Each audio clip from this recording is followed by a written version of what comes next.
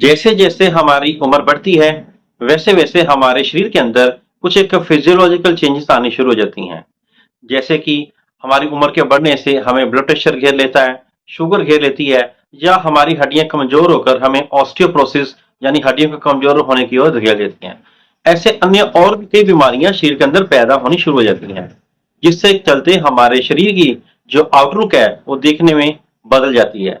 तो हर कोई चाहता है कि वो देखने में जवान दिखे, अच्छा दिखे, सुंदर दिखे, लेकिन जो काल है वो अपना काम करता रहता है और जो चेंजेस आती रहती हैं।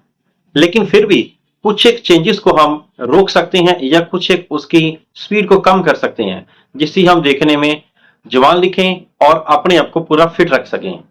नमस्कार दोस्तों, मैं डॉक्टर सुरेंद्र वर्मा आपका चैनल में स्वागत करता हूं।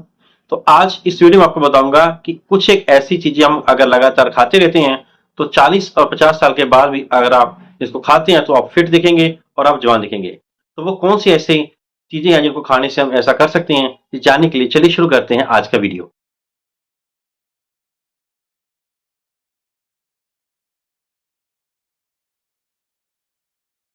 दोस्तों, जैसे कि मैंने आपको बताया कि 40 के बाद अगर हम इन 3 विटामिन को लगातार खाते रहते हैं तो हमारे शरीर के अंदर जो बढ़ने वाली प्रक्रिया है वो हमें काफी हद तक उसकी स्पीड को स्लो कर सकते हैं और देखने में यंग एंड फिट दिख सकते हैं। तो उनमें सबसे पहले नंबर पे आता है विटामिन डी।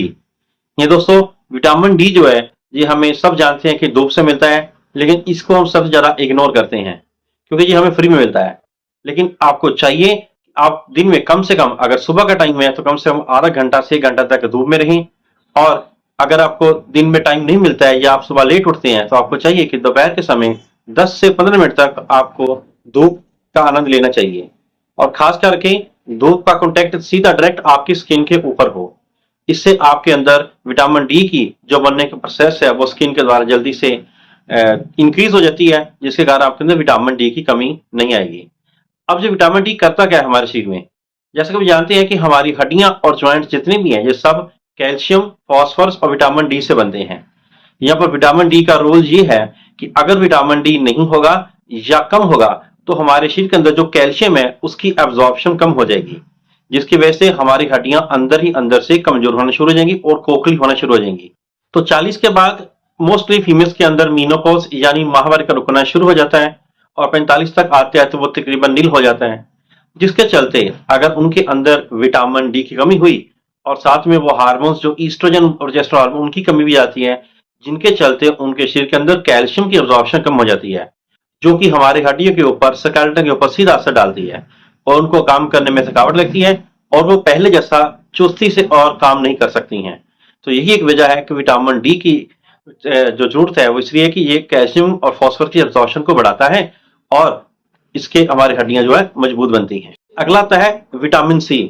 ये दोस्तों, ये सब आपने सुना ही है कि जितने भी सिट्रस फ्रूट होते हैं, मोटे तौर पर कहें कि खट्टे फल होते हैं, उन सब के अंदर विटामिन सी भरपूर मात्रा में होता है और इनका सेवन 40 के बाद तो डेली करना चाहिए। तो इसका फायदा क्या है दोस्तों? विटामिन सी जो है ये हमारे शरीर के अंदर एजिंग को रोक देता है, यानी हमें जवान बनाए रखने में सहायता करता है। विटामिन डी के अंदर एंटीऑक्सीडेंट प्रॉपर्टी होती है, जिसका मतलब होता है कि शरीर के अंदर जो फ्री रेडिकल्स होते हैं, फ्री रेडिकल उसको बोलते हैं जो हमारे शरीर को मैच्योरिटी प्रदान करते हैं, हमारे शरीर को नुकसान पहुंचाते हैं, हमें ओल्ड एज की तरफ जल्दी लेकर जाते हैं।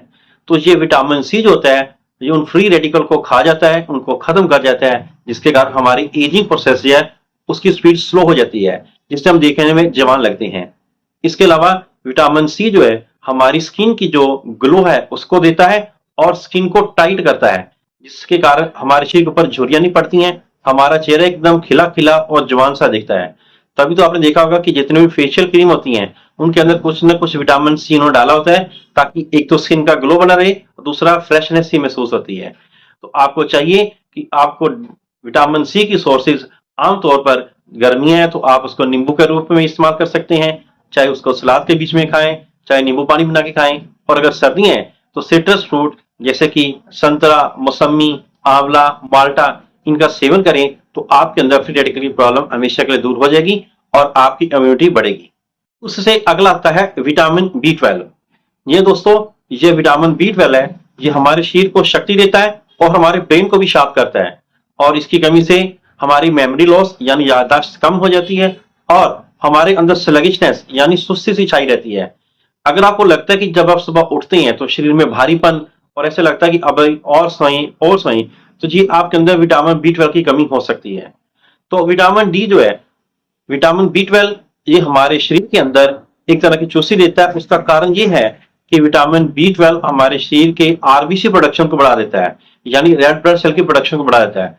और आप जानते हैं कि रेड ब्लड सेल ही हमारे शरीर में ऑक्सीजन को कैरी करते हैं।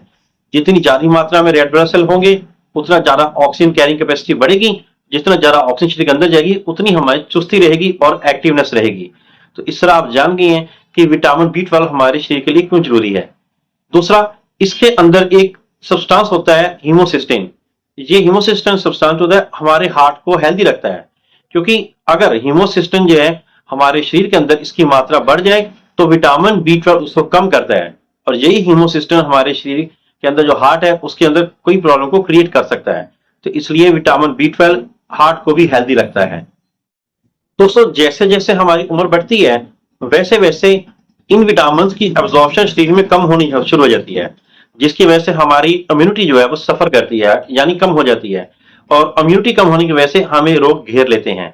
तो इसलिए बुढ़ापे के अंदर हमें बीमारी जल्दी होती है, क्योंकि हमारी जो इम्यूनिटी है वो कम हो जाती है। लेकिन अगर हम रेगुलर तौर पर इन विटामिन का सेवन करते हैं, खास तौर पर विटामिन सी, विटामिन डी और विटामिन बी 12, तो हम काफी हद तक अपने एजिंग प्रोसेस को रोक सकते हैं। और 40-45 के बाद तो अगर आप डेली इनका सेवन करते हैं तो अच्छा है। एक बात और, अगर आप इनका सप्लीमेंट के रूप में इस्तेमाल करते हैं तो आपको बीच बीच में उन सप्लीमेंट को छोड़ देना चाहिए।